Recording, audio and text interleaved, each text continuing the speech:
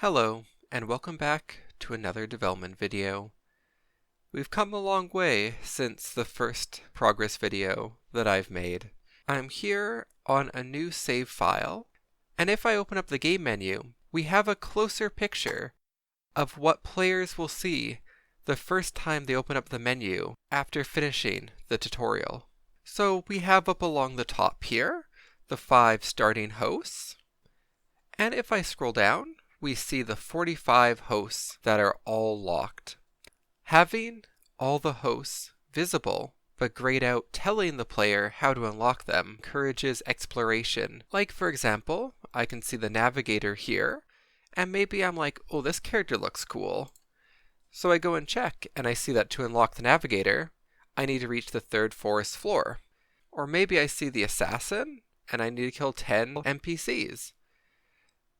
Having this here can help to narrow the scope of what the player might want to do when they first start the game. Rather than being overwhelmed, they can look at certain characters.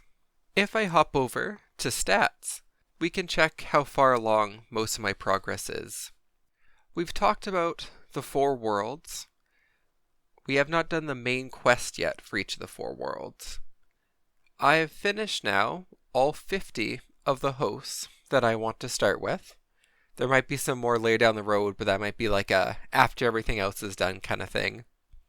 We've talked about the quest system in the game, and I finished about half of the current quests. We've talked about the randomly generated forest, and we have finished all 6 regions of the randomly generated forest. We have talked about the compendium, and we have talked about warp portals as well. The ones we have not talked about are the gold, silver, and bronze souls, and the challenge missions.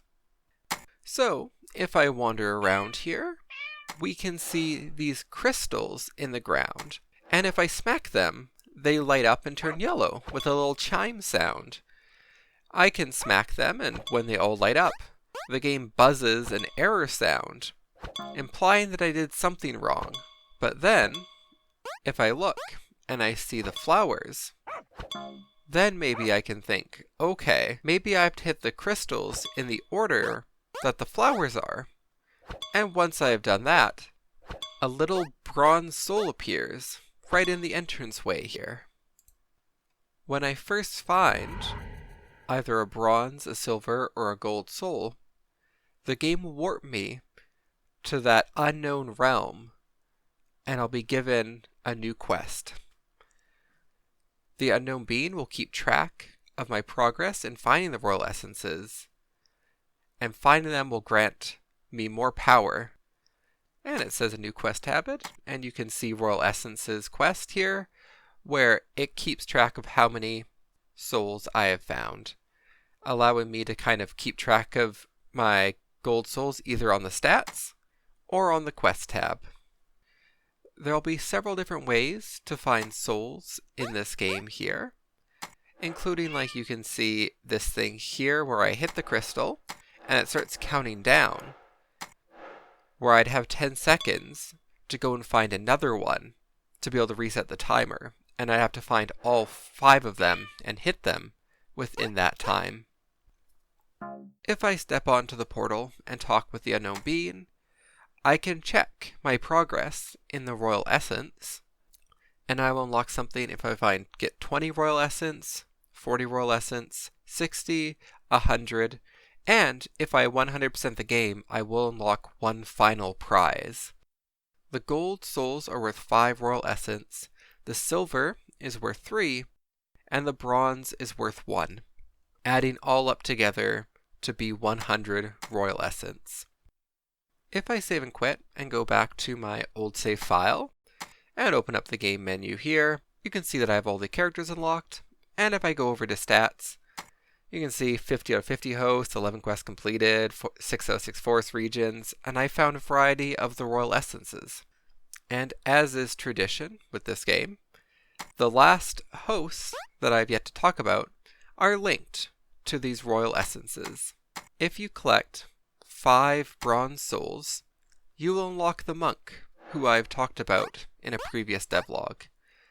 The monk can choose as their primary attack switching between the Divine Mercy and the Divine Wrath, and then can expend MP for an increased chance of having either of the prayers work. And once they work, you can just decimate.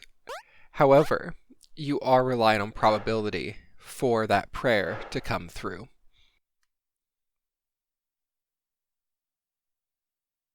If you find 2 silver souls, you will unlock the Magical Girl, who's absolutely adorable. Look at that, she shoots hearts out of like a little heart rod. Like, you can't go wrong with that. The Magical Girl special is similar to the Dancer special, where she resumes a pose even after you switch hosts. The Magical Girl places down a buff that heals herself and anyone in that sphere, while also giving them a powerful attack boost. Lastly, if you find a singular gold soul, you will unlock the Paladin, who has, as their special, the ability to smite people. The Paladin's special slowly charges over time, and whenever the meter fills up, another cloud appears. And the more clouds there are, the more damage that will be done. These clouds can also space out, allowing you to be able to kill multiple enemies around at a distance. The Paladin is slower, and the secondary attack takes a while to charge up to balance out the fact that she has a lot of defense and a lot of strength. The last thing I'm going to talk about is the first reward you get for finding 20 total royal essence. So for example, let's say I'm wanting to go and do the minigame in the mountains region.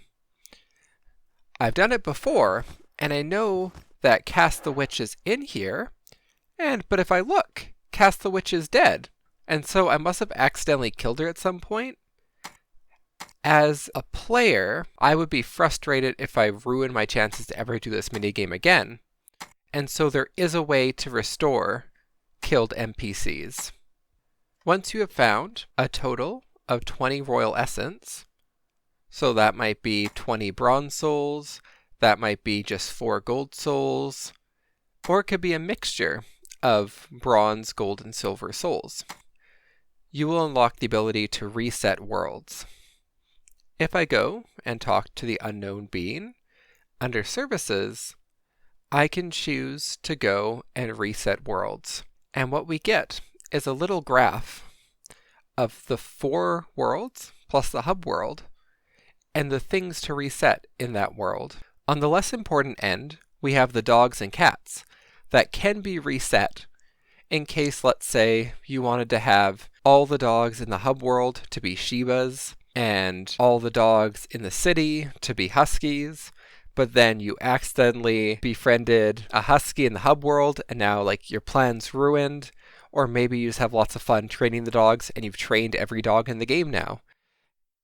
You can come here and spend 25 essence points to be able to reset all of the dogs or all of the cats in that respective area.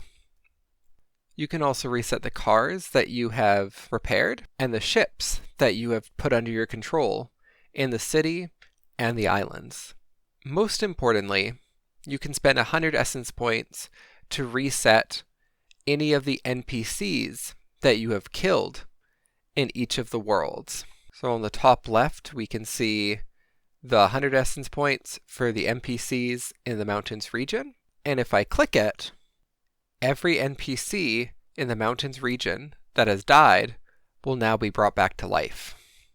And if I walk over here, I can see Cass, who I can now talk to, and I can play the herb brewing minigame in case I want to brew more herbs. These minigames take way more time and work than they ever should. It's kind of fun. It alternates between the primary and secondary colors, and you have to collect the respective dyes to make either the primary or secondary colors. And you're not confined to a single host. You're not confined to not using status effects. So you can like stockpile up status effects and play around with those to be able to try and get a stupid high score. And just like the fishy minigame, once time has run out, the camera fades to tally up how many potions you brewed and give you a final score. which will either result in no trophy, a bronze trophy, a silver trophy, or a gold trophy. I apparently sucked this time. I got 80. My high score is 170, but it's okay. This concludes the current development video.